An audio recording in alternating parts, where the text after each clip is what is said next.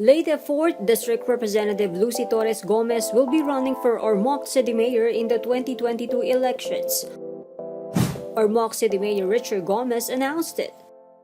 Sa palihog, pagdagan ni Congresswoman Lucy, ato suportahan ang pagkamayor ni Lucy, okay? The actor-turned-mayor announced it during the launch of the Ormoc City COVID-19 vaccination plan and development.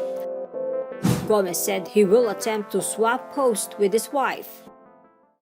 Si Lucy this is her last term already.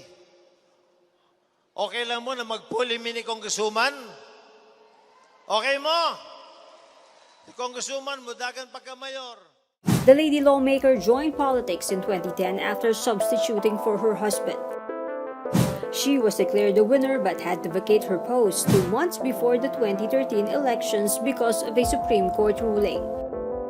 She ran for Congress again and won the elections in 2013, 2016, and 2019. Gomez, on the other hand, became mayor since 2016. When the political couple won along with their allies, they ended the decades-long rule of the Codilla family in the 4th District of Leyte.